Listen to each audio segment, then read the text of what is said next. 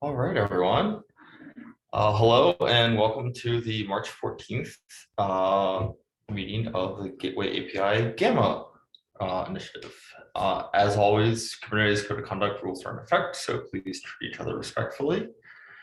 And with that, we have an open agenda today. Feel free to add any topics that you want to discuss to the meeting notes. And please add your name to the list of attendees so that we can keep track of who's able to attend these, particularly as we continue to have the two sessions at different time zone compatibilities. All right.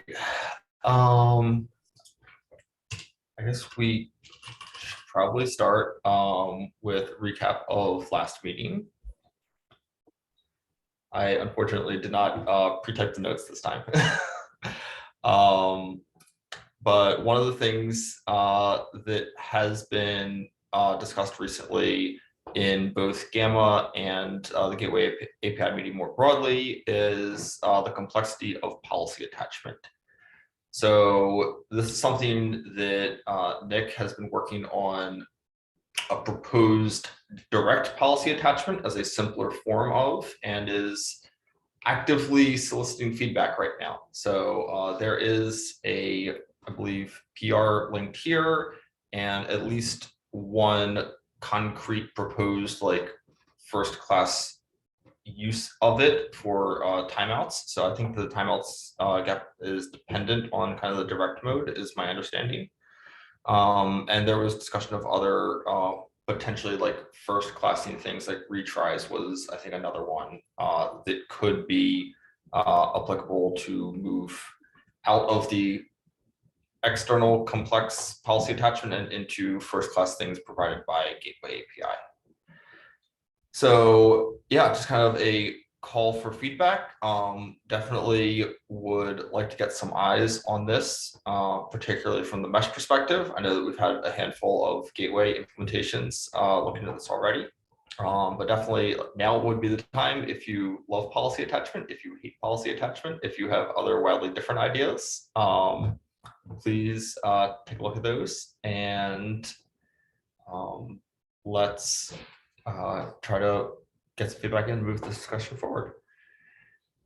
The other one of the other topics was we had a presentation on multi-cluster service networking models. So there's a lot that feels like it's starting to happen, and this kind of leads into the next topic of the doc that Rob put together, of kind of like the convergence of Gateway API, Gamma, and various multi-cluster use cases, including the MCS API.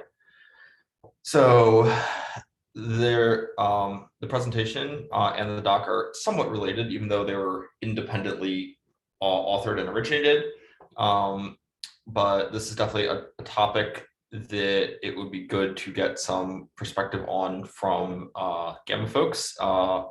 I know from the concept perspective that we definitely are interested in exploring how do we bridge across like groups where that sameness guarantee of MCS is not applicable.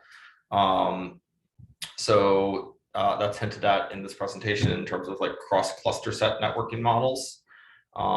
And in Rob's doc, there's specifically some mention of how we handle routing to cross-cluster services. So that's definitely directly relevant to Gamma, and would love to get some perspective from other mesh implementations on how it makes sense to approach that. And then, yeah, Shane had a bit on conformance profile updates, which will be important to unblock us from being able to hopefully use one of those for Gamma conformance tests. So definitely appreciate that work and keep an eye on that as that develops. So I think that should cover the recap from last time. Yeah, are there any other things that folks want to bring up, or should we just get into the agenda then at this point?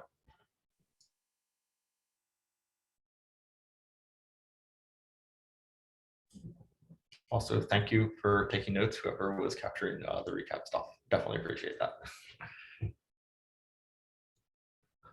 All right. So yeah, I had a chance to chat with Flynn, and basically the focus of what we're trying to figure out, and we should link the actual concrete issue here that's in the Gamma milestone, is trying to figure out patterns for gateway to mesh interaction and how that routing should happen. So the concrete use case here is a mesh service owner has defined east-west traffic rules of some sort for their service. And with Gamma, there's an assumption that those rules will be respected from traffic within the mesh, east-west traffic. What we're trying to figure out is how should or should not or could possibly a gateway respect those kind of routing rules. And basically we have two primary options with like some nuance and other like UX possibilities, but the two like primary ways of routing from a gateway is endpoint routing, where the service is basically representative of a bucket of endpoints. And the gateway routes directly to those backend endpoints, or front end routing, where the gateway would route to, in many cases, particularly for like cross-vendor compatibility, the cluster IP of the service, and then the mesh would be responsible for seeing an incoming request to that cluster IP and applying mesh rules at that point. Some more integrated meshes may choose to collapse those into a single step and resolve them in the gateway itself. But it's effectively mesh-aware routing in some way. So we struggle with this. And of course, some gateways can do one, some can do the other, some can do both, just to confuse the world. Yes. Yeah. So this is something we've definitely struggled with. Sort of our initial idea way back before we drafted a doc and was that, oh, of course it makes sense to have the gateway respect mesh routing rules. Turns out that adds complexity of implementation. It adds some potential difficulty for cross-vendor solutions. But just enforcing only endpoint routing, as kind of was the proposal that was drafted into this doc that I really should get linked in here. Existing draft. So that proposal was basically to only route from the gateway to a service by endpoint routing, even if it has Gamma routes defined for it. And some of the difficulty with this, both Flynn and I have had conversations with engineers on our teams of Consul and Linkerd about how this is often an unexpected UX for mesh users. There are certainly performance benefits to routing directly to the endpoints. Routing directly to endpoints is often fine in smaller deployments too, where you have your gateway operator and your mesh service owner are either the same person or on the same small team. In larger distributed deployments, it can become more valuable to be able to kind of like split those roles following kind of like Gateway API design of having a role-oriented pattern. So that kind of brought us to like looking at prior art of what have existing ingress controller implementations done to handle this. And then we're in the process of thinking that the initial hope was maybe this is a one paragraph addition to the existing GEP. It's very much looking like this is going to be a full-fledged GEP on its own. Which makes both of us So sad, we're but you know, what you gonna do? yeah. So we're working on kind of ironing out personas, use cases, like specific scenarios that we want to be able to support and have an idea of how they would be implemented with one model or the other.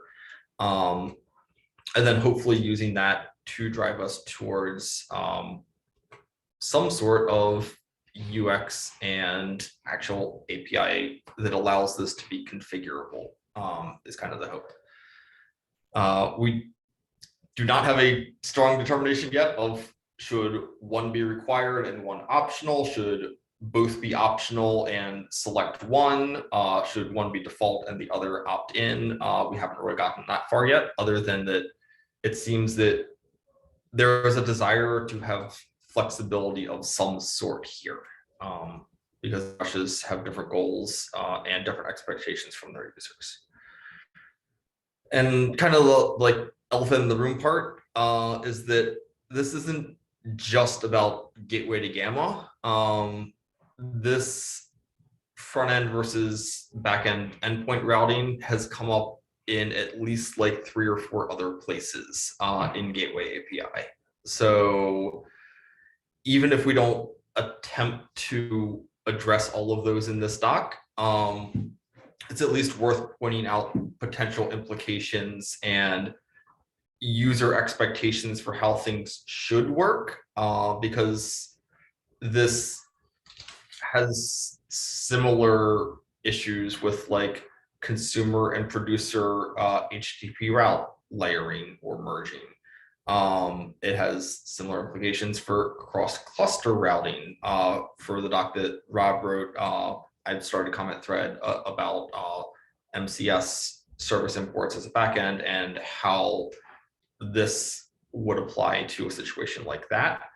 And then from at least Constant's perspective, there's also kind of like the outside cluster set, outside like sameness group routing. So for us, it's to a peer where there's not that assumption of sameness. That's pretty clear, at least from our perspective, that we basically treat that similar to an ingress where you, because you don't have any kind of like replication or awareness of what those rules are on the calling side, you basically like have to apply them at that ingress point rather than pushing them up.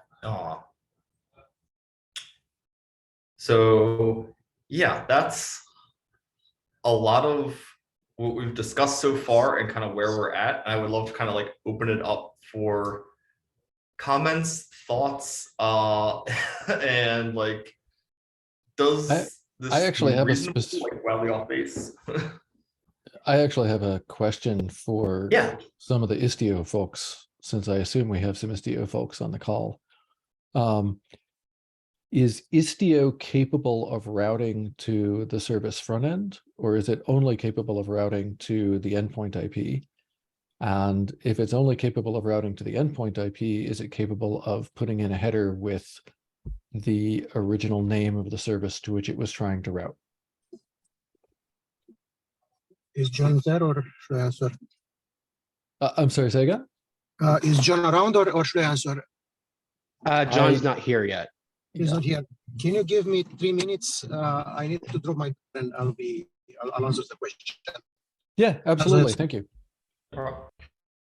I've got some Istio experience in another life. I can might be able to help here. So for most of the routes, again, excluding headless services, stateful sets, and those kind of use cases, my current understanding is that Istio routes to the service IP. Oh, well, And- that's completely backwards from what I thought, and that would make me feel a lot better about some of the aspects of this proposal. I believe that's the case. Most everything that I've seen in Istio is service IP routing, except for the headless service piece. In fact, really everything in Istio is host header, like Istio Classic is host header based routing rather than service IP. With service IP being kind of the fallback. Got it. Okay, so there's some stuff that certainly I need to understand better there. I must correct you a bit. So we capture by cluster IP, meaning that the DNS resolves the cluster IPs and sidecar captures the cluster IP, but then we route to the pod IP. So then EDS takes place, and then we routes to the actual destination IP. However, with ambient, things are a bit, well, I kind of are the same to some extent in the sense that we capture by cluster IP, because I suppose everyone is capturing by cluster IP, but then send to the waypoint, which is much closer to a cluster. It could be a cluster VIP or it could be an IP. So in the new world, we are actually going to route to a VIP, which is equivalent to cluster IP, could be for waypoints, but in classic Istio, we still route to the actual endpoints. And with I can't remember, y'all call it Istio Gateway or the Ingress controller piece of Istio. Yeah, So, okay, so with Istio's Gateway then, will that, wow, how do I even phrase this one? A request, go ahead. So that will also behave in two different ways. I mean, if you have a waypoint, then we'll route to the cluster, to the VIP, to the waypoint. If you don't have a waypoint, then we fall. I mean, what can we do? I mean, we go directly to the endpoints. So we'll support both modes. And we also have another mode. I don't know if you heard about the composite gateway. It's called in Istio. So we have many cases of Nginx. We have the Google Global Load Balancer and other gateways that exist in front of Istio. And we need them to be used with Istio. So the way it works is, if you have rules that are compatible, so you don't have any so let's say Gamma API in use, and the gateway is capable of enforcing everything, then you go straight from the composite gateway or Nginx to the endpoints, and everything is good. If you have some policies that are not aware, that for example authorization policies, right? Then we follow a model of Nginx goes to Istio gateway, and from Istio gateway to the endpoints, because we need some place to enforce the policies. And I think that is the correct approach, because in reality, from a user perspective, they don't care how it's implemented. Go to endpoint, go to VIP, go to wherever. It doesn't really matter for the user. What matters is if I have an authorization policy, it must be respected. Someone must enforce it. So either both Gateway and Gamma understands authorization policies in place and respect them, or if they are not, then they need to forward to someone who can, if it makes sense. Because in reality, users do not care really how it's happening. It may be a bit slower if they have to go, but at the end of the day, don't forget that in Istio, you need to have MTLS certificates. How do you get MTLS certificates? If both the gateway and Istio are using the same identities, and no problem, they can go talk directly with each other. Otherwise, you need to go through some intermediaries that is adding the MTLS certificate. And for the other question about header, again, depends on the version. For Istio Classic with sidecars, obviously we add a header, but it's a pretty ugly one. It's a protobuf encoded in a header. Okay. We are moving away from that. In ambient, it's a baggage header, but we may also kind of make some changes because it's too complicated to parse. For TCP, we add the prefix, a protobuf at the beginning of the stream to include the information, because we also have to deal with TCP. Ambient, we are doing HTTP connect, and I don't know how it's typical. Internally, we call it HBON, HTTP-based overlay network, but it treats TCP the same as HTTP, so HTTP2. So everything is tunneled over HTTP2. There are some RFCs as well, and Firefox, Chrome, and all the browser supports this protocol, so it's a more or less standard protocol. Hopefully, other vendors will adopt this protocol to interoperate with not only with Istio, but with a lot of infrastructures that is Squid and a lot of other components are using the same protocol. So, and in this case, both TCP and HTTP have the header, and again, we are trying to use a standard defined headers wherever exist. X404 and other things. Yeah. I'm trying to remember what I feel like Emissary over Istio. I know that Emissary grabs the certificates that Istio makes available so it can do NTLS directly. But That's perfect. But They I also think need to set up Emissary- policies. I think Emissary actually speaks to the cluster IP in that case, and then trusts the mesh to capture that and do the right thing. That's a very common operating mode. So we call it sandwich mode, where you have the gateway sandwich. Well, it's not completely, it's half sandwich in this case, but there are other cases where you have ingress and egress. Yes, there are valid deployment strategies that any implementation could use. I mean, if you are in a network where the lower level is doing like in Z tunnel or ambient. In ambient case, you have the security, MTLS, and everything handled by a lower layer. And any gateway implementation should be able to be intercepted, or if they know they can get certificates and apply the rules, then they can bypass the interception and go directly. Okay. And I think it's very important to focus on user experience and expectation, particular mandatory. And I raised it before. We probably need some indication of which policy attachments are mandatory or kind of hard, like authorization, and which are kind of optional soft. I mean, if you happen to have X implementations, and please send some headers or telemetry or do some vendor specific. I mean, soft policies that would be ignored by an implementation and still not have to go through an extra hop. Hope I didn't confuse you even further. I know it's a very confusing subject even for us. It's actually, this has been helpful because one of my concerns as Mike and I were talking was, okay, are we coming up with something that will work great for Linkerd and that won't work for Istio at all? And it sounds a lot like actually this should work out okay for Istio. And that actually makes me feel quite a bit better because I don't really want to come up with something that won't work for Istio. Yeah, we have quite a bit of experience making things work with Istio. Not necessarily the best experience, not necessarily easy to set up or the most efficient, but we had to integrate with a lot of components. I mean, we had customers who have to use Squid as an egress gateway. We have components that obviously we need Google components to integrate with Istio. So we are spending a lot of time to make sure we interoperate and we simplify. I mean, that's the whole ambient, is to have a standard protocol that hopefully others will adopt for TCP over HTTP.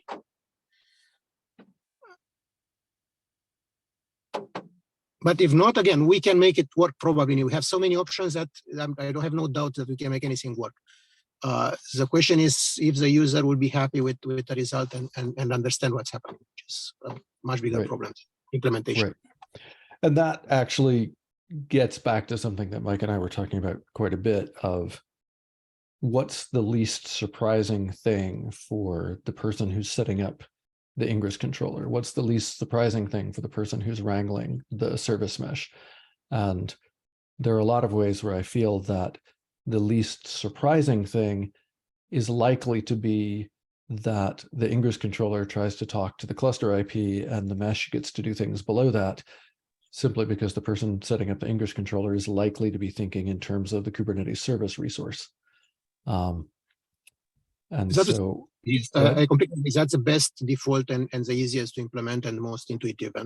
But optimization, if someone is able to, check all the policies, verifies that they are implemented, is that gateway implementation, and everything will be respected, it's perfectly free to optimize. But the conceptual model should still be that if you have a VIP that may not be even in cluster, because we have the concept in ambient of managed waypoints, where some multi-tenant, whatever external component happens to implement the function of the waypoint. In this case, it will be a VIP, which probably will not be a Kubernetes VIP, will be some IP address that may be multi-tenant even. And you have to go there because you don't have any other choice. You don't see the endpoints, the waypoint and destination is actually not in cluster. Yeah. One of the other things, one of the other things that Mike and I were talking about a little bit is that if we assume that Gateway API and Gamma are wildly successful, then we should also probably expect that that means we mix vendors more often, where the Ingress controller and the mesh are both Gamma compliant or Gateway API compliant, but are not necessarily from the same vendor. If they happen to be from the same vendor, then there probably are a lot of ways that they can optimize, and that I think is probably not a bad thing. But I think it's important that it should work in an unsurprising way if they are different vendors too.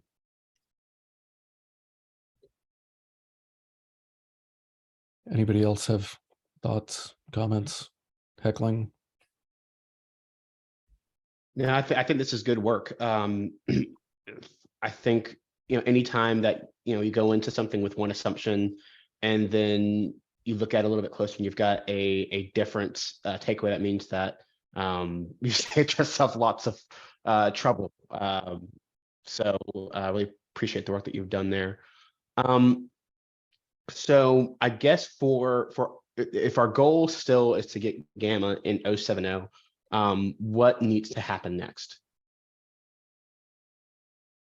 Let me turn that into a question for you. And what a lovely segue! What a lovely segue into the 0.7.0 milestone checkup. That was elegantly done, Keith. What are the dates around 0.7.0? Is it far enough out that it's reasonable to try to get all of this stuff into 0.7.0 still? And I apologize because I should have that date right in the top of my head, but my brain is full. I'm sorry. I think this was discussed yesterday. Rob or Shane, do you want to hop in and give some feedback here?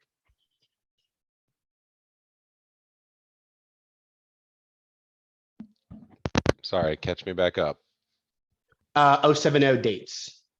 Oh, yeah, we're trying to do that prior to, I'm actually in the middle right now, literally right now, of trying to get the V062 release out, the patch release out. We Mhm. want V070 to be right before KubeCon Amsterdam. So you should see some things moving out of there soon. We'll kind of shave it down a little bit and have a follow-up release for some of the bigger things that we don't think will make it.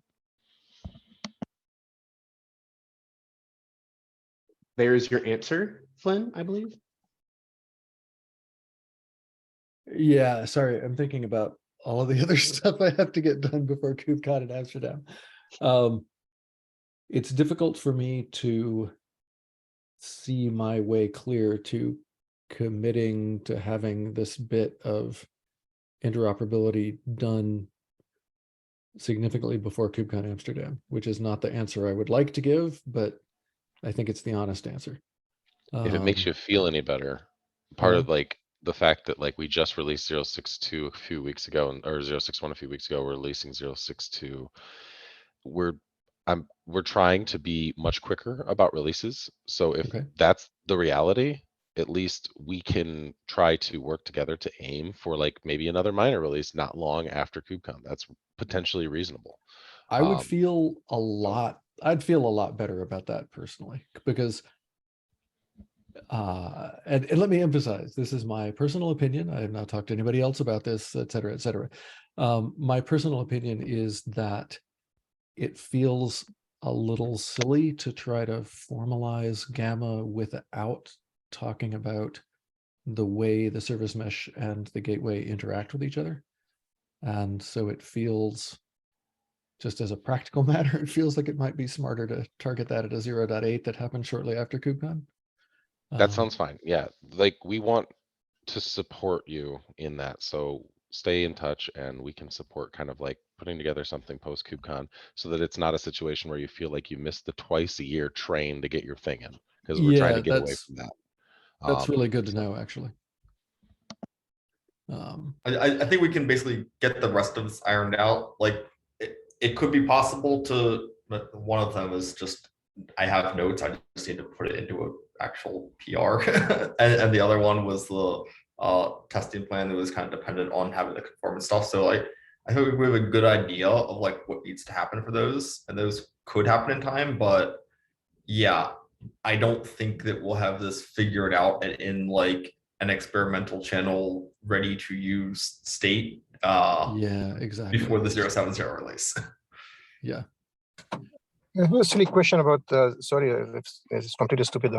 How would a user know what version it is and what's the implementations? I mean, if you have zero, if there's any change in the CRDs, do we need to detect or how would someone know the version that is active in a cluster?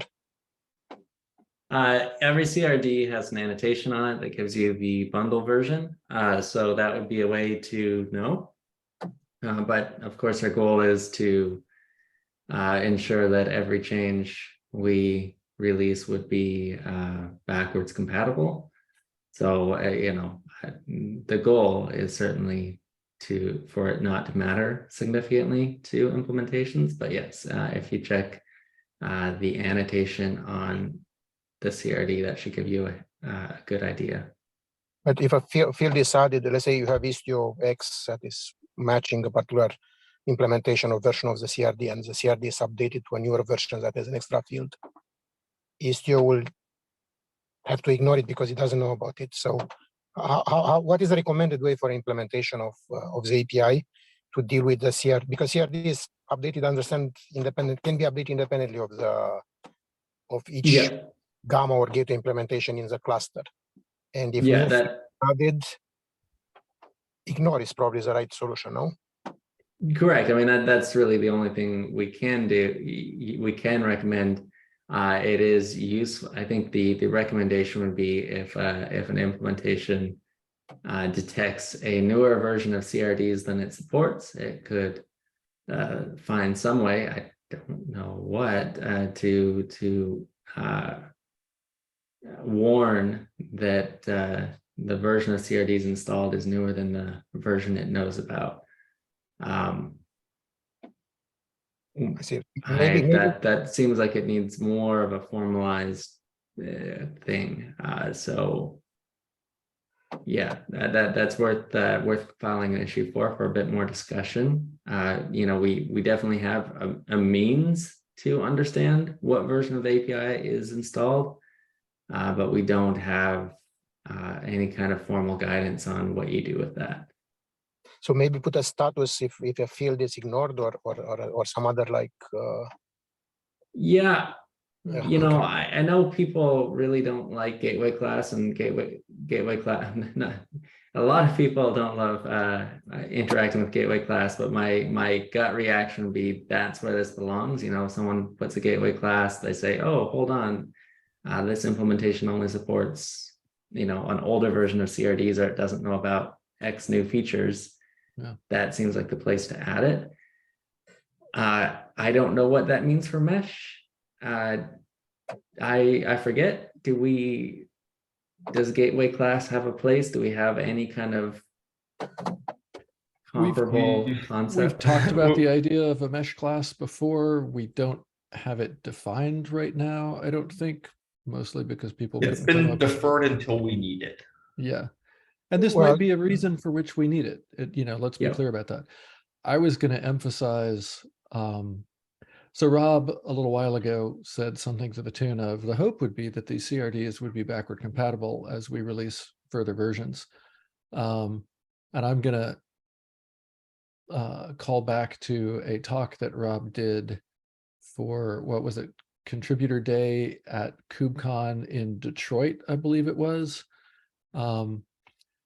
The Emissary Ingress folks have an unfortunate amount of experience with dealing with conversion webhooks and things like that.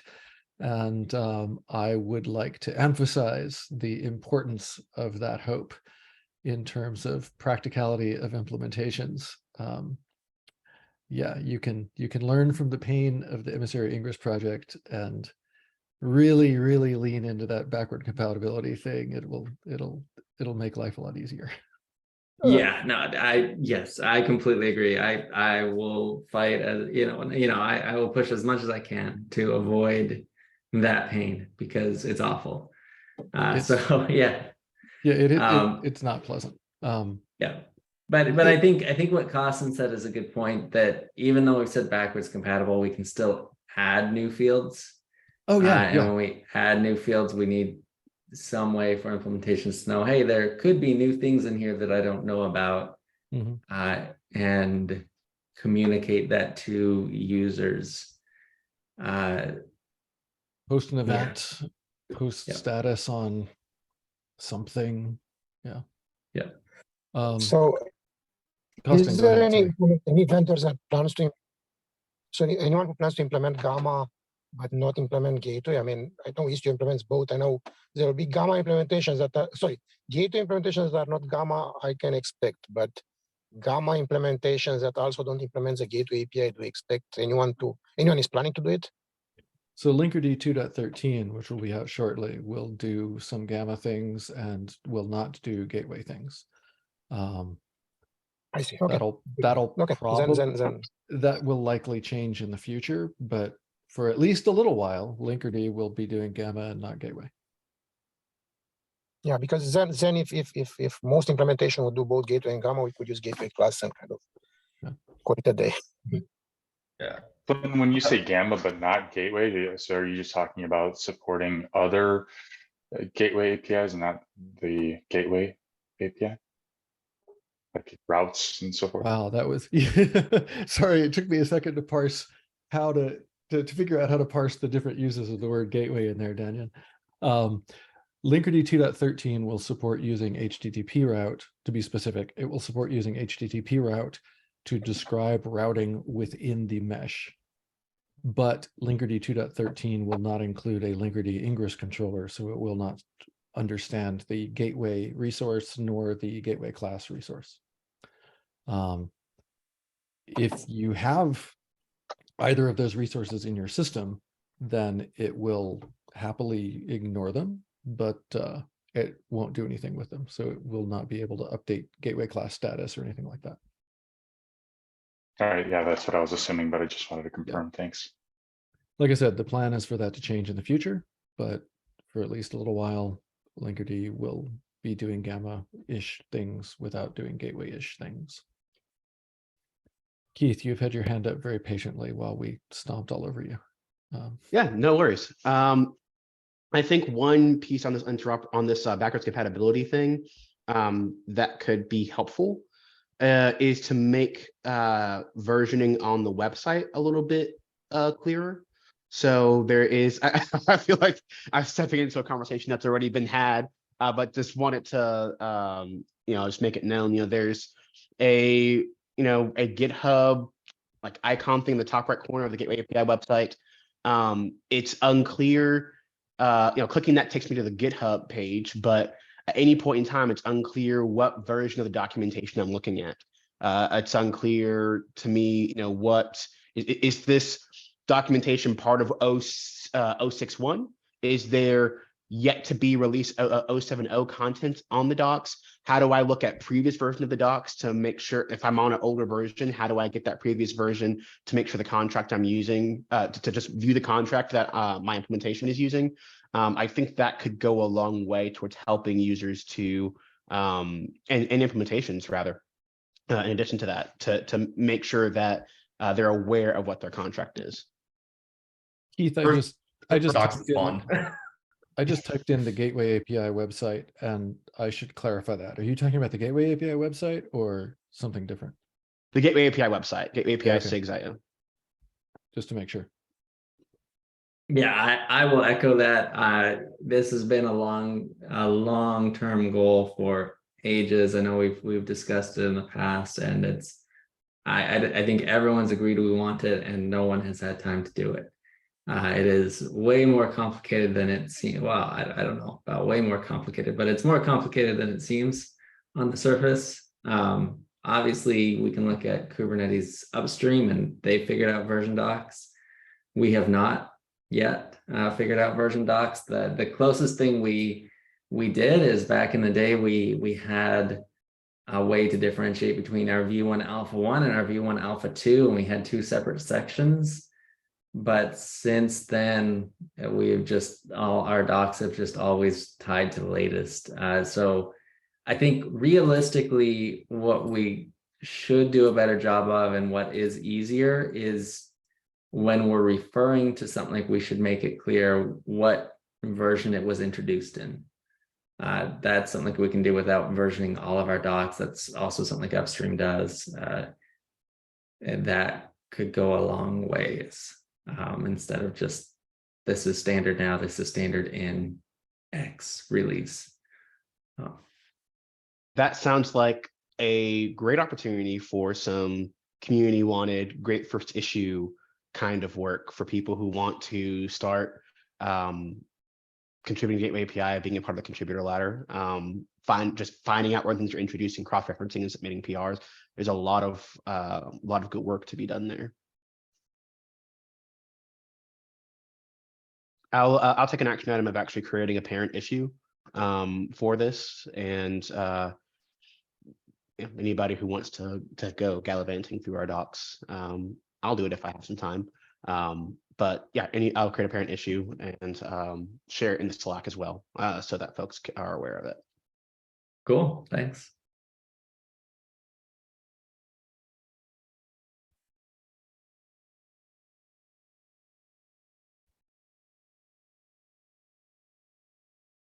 All right. So it sounds like roughly we're going to be okay targeting Gamma for a 0.80-ish gateway API release instead, at least if we want everything in. I think we're not going to be able to get this in a fully complete GEP and through an approval process and have an implementation written in the 0.70 timeline.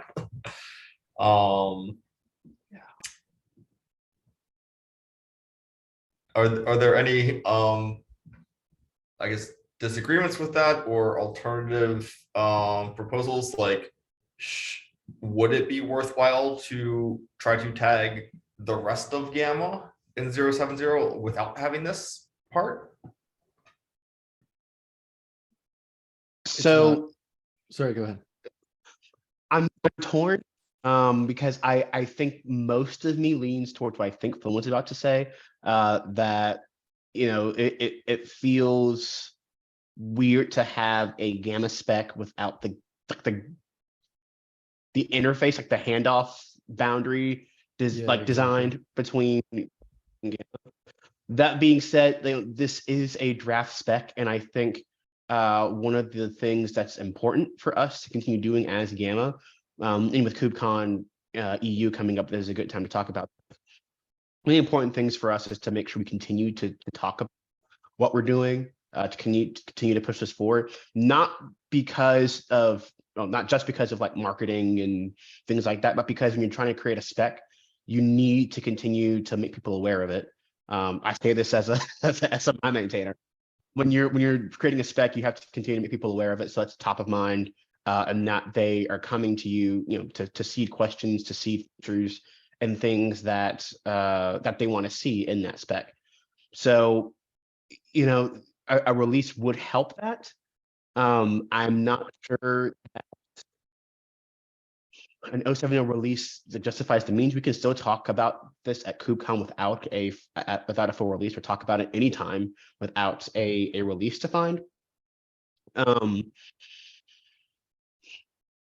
Yeah, I'm a bit torn. I probably lean towards not releasing it and then use KubeCon to say in the upcoming release, and continue to use that language, where it's like an imminent kind of thing, to continue to keep people talking about it. What do others think? So I guess so this is what I'm like, do we want to? So like, even if we wanted to, this is kind of a question for like Rob and Shane probably.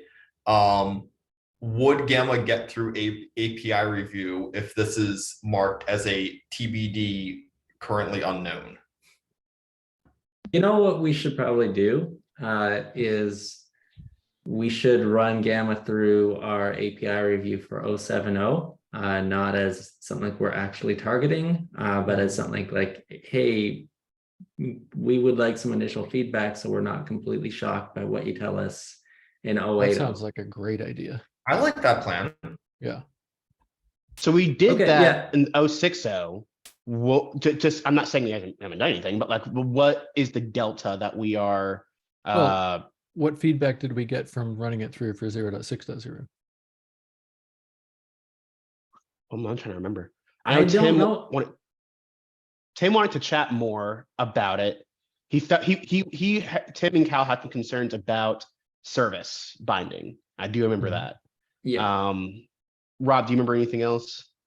No, I mean, if I remember, it was something like that, so to be clear, the way that we usually do this is we will set aside some time at the beginning of the API review process with whatever reviewers can make it. Last time it was Tim and Cal. And at that point, we had a few maintainers there. It was, I think, Shane, Mike, Keith, myself. I don't know. I may be getting the names wrong, I but couldn't make it to that one last time. okay, all right. So some subset of people were there to basically present what we thought. And this was, to be clear, this was just for the sake of the reviewers, you're looking at this huge set of thousands of lines of changes.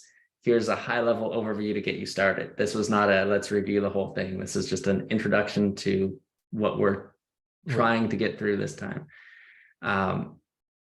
This is only an hour long and we're trying to cover everything in the release. So it is not, it's not, a time for exhaustive feedback, but it's a time for, gut check. Like, does this make sense to you or should we go back to the drawing board?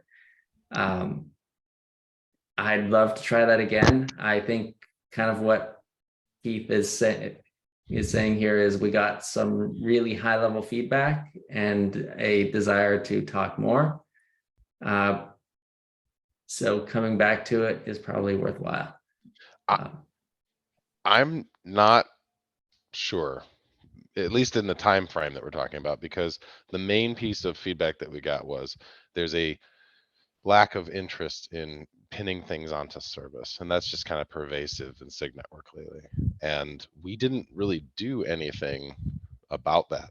So I think I think we're going to end up just getting the same feedback. I think not yet, given the light touch that we've done, but if we're going to take that approach, I mean, I'm kind of in a weird position now because I'm also a chair.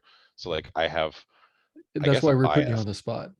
Right. And I think that we can come up with those suggestions, but I think that you will be waiting a while. A much less facetious way to phrase the question of, okay, does SIG network have any better suggestions, is if there's a lack of interest in pinning things onto services from SIG network, then what might you recommend we look harder at instead? Because I think we do have some options. I think that I personally kind of feel like most of those options are probably dependent on things like, the multi-siter thing and possibly separating the front end from the back end and a whole bunch of, much longer time frame sorts of efforts. And it doesn't feel practical to pin everything on things that are not going to be resolved for the next year or so. Yeah, to be clear, I'm not saying we don't do service. I was more thinking we don't have anything different to say yet, including something else, or I think good answers to why it has to be service. If we're not there yet, then it might not be worth doing this exercise just yet. Gotcha. Especially right around KubeCon time or right before it, because the response time is going to be very slow right before KubeCon time for everything. So that's kind of my thinking, is like, let's have some really firm answers on why it must be service, like a write-up on that, something to really point at and say, this is why we have to do it this way or not. And an alternatives considered, and have that before the next round is what I think. John also just pasted in chat the idea that, hey, we could go and create something that explicitly refers to a cluster IP and isn't called a service, which is an interesting thought that we should at minimum consider as an alternative. And that actually isn't exactly what I meant. Okay. What I meant was that I think other people are looking at that, but it will take forever. But our design is not, the design is not that we only bind a service. It's just services currently, and service import are currently the only things that exist today. if someone Right. adds that, we'll certainly add that as a valid parent ref, and it's perfectly fine. It's not like we're locking ourselves into Right, right. I'm service. sorry, I completely misunderstood what you were talking No about. problem. Yeah. I think that's probably John's point's a really good direction to go here because being completely honest, I'm not so certain that binding to service is the right way to go long term. And I think we've had some early I feedback second from that. both. I'm still not sure about Yeah, that. I'm actually certain that binding only to service is not the right way to go. But I'm also pretty certain that at this particular moment, we don't have a lot of reasonable other options. As you know, like at this particular point, if we don't allow binding to service, it's not clear how we move forward. So, you know, I don't disagree. I think Yeah. what we have is it's a pure like race condition. Yeah. We are trying to create a spec, but the only thing available in realistically, not including, even when the cap, the multiple service side or cap gets merged, it'll be alpha. Like I'm pretty certain that's Yeah. going to be alpha, and that's going to take a while to get Forever, every implementation to do. And so, we're looking at a year or so of not having anything else. So in the meantime, we have to do something. I agree. And I think that something is it's time to start getting people to commit to trying out an experiment, a prototype of these things. Yeah. The GEP, the development of the GEP, or rather the spec and so forth going forward, we can only talk about it so much, like some Yeah. real practical things for people to actually try. I mean, we have, we're getting there, but I'm just saying, like, reinforcing that I think we're at that point. We need something that's labeled as experimental that says, here, please, if you're doing mesh, try this. And that's going to inform us. Like, that's going to be how we decide, well, service has to be or doesn't have to be, I think that's what's actually going to make that conclusion for us, is that exercise. I think there's two Yeah. comments. Sorry, Yeah, on, go. on this subject or three subjects. First of all, there is a proposal to have destination to be a service import. And if we go that way with the MCS integration or whatever, then obviously it will mean that mesh can also attach to a service import. So it's not going to be service only, but service and service import. Mhm. And as we go with egress and other, kind of custom names, like arbitrary host names, not cluster local or cluster set local, we'll probably need to introduce another resource similar with Istio Service Sentry, where you can define basically arbitrary names as part of the mesh. And that will also be some place where we attach. So I don't think we definitely are, not only because service import is already on the table, and I'm sure egress will also be on the table pretty soon, or custom names. So the question is service the only one that is forbidden? We cannot attach to it, but we can attach to everything else. That's, again, not something we can do. I mean, it's not, but starting to attach to other things, service import and something like service sentry would probably be a good way to solve this problem. And also, we really need to start discussing egress and custom names. We are just about at time. About to say, time check. Last thing I want to say is I think that this conversation, everything we just talked about in the last 5 minutes, that's the doc we showed to API reviewers. I think that's the conversation of we're binding to this logic, that this thing, describe this thing that are valid binding targets, and talk about the different ones that we'll start with, and then how we'll add support for others and maybe deprecate others moving forward. I think that is the delta for API review. And I can take a stab at writing something up on that. So whoever's writing That would be great. I fully agree with that. I think kind of like the one ask I would have of API reviewers or like broader SIG network is kind of like what Flynn said, like what are the things we should be looking at? We're one work stream, which has largely been focused on our project. I know there's been other stuff happening with splitting up service. It would be great to get more detail about what's in progress currently, what has been tried, what is showing promise, so that we can, if not plan for the current state, at least have an intended future path for us to go to. Yeah. Does an issue exist to track the need to do this work? I'll create one as part of my action item Thanks. today. Yep. No problem. Cool. Also, welcome to Gamma, Daniel. Thanks. Welcome. Keith, when you create that, do you mind adding it to the notes here, just so when I go back, I could find out what that issue is? Yeah, absolutely. I've got two Thanks. issues to create as action items. I'll go back and link them here. Thank you. Cool. All On right. that note- Well, thank you so much, everyone. Take care and have a good rest of the day. Enjoy. See y'all next time. Bye, everyone.